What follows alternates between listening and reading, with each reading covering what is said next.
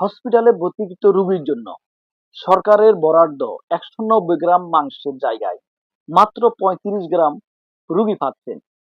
কোন দেশে আমরা বসবাস করছি? কোন দেশে আমরা বসবাস করছি? কাদের জন্য আমরা এত ত্যাগ তিতিক্ষা করে আমাদের দেশটা স্বাধীন করছি? আসলে মাঝে মাঝে দুঃখ লাগে। একটা রুগীর জীবন নিয়ে, একটা রুগীর আহার নিয়ে, একটা রুগীর খাবার নিয়েও দুর্নীতি করতে হয়।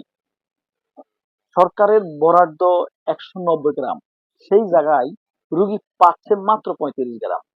তাও আবার এটা তাও আবার এটা রিপোর্ট হয়েছে। সেটা হচ্ছে আপনার আহ জেনারেল হসপিটাল গাইবান্ধা।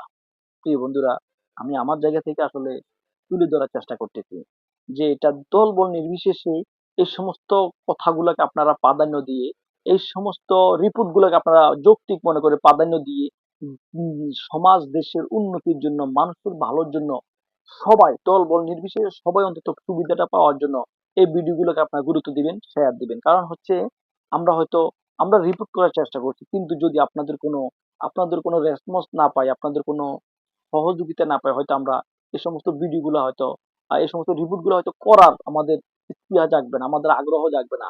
কিন্তু আমরা তো অবশ্যই তুলে ধরতে হবে।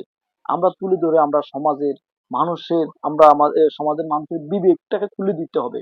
তো পরিশেষে কথা হচ্ছে, রুগীর জন্য সরকার রুগীর জন্য সরকার ১৯০ গ্রাম মাংস যদি বরাদ্দ করে, ওই রুগীর কাছে যদি মাংস মাত্র ৩৫ গ্রাম যায়, তাহলে বাকি মাংসগুলা তারা কি করে?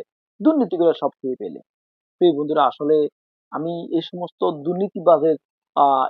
দুর্নীতিবাজদেরকে আমাদের দেশ থেকে যাতে করে মুক্তি পাই, আমরা আমাদের জায়গা থেকে অন্তত সবাই চেষ্টা করব।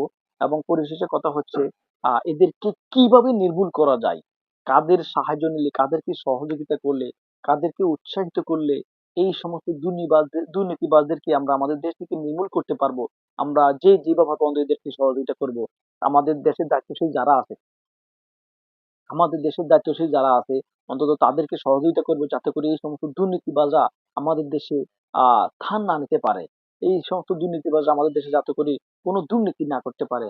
তো প্রিয় বন্ধুরা, যদি ভিডিওটা ভালো লাগে অবশ্যই লাইক কমেন্ট দিবেন, শেয়ার দিবেন এবং দেশের শুভাকাঙ্ক্ষী দেশের সর্বস্তরের মানুষের কাছে পৌঁছে দেওয়ার চেষ্টা করবেন। ধন্যবাদ আপনাকে।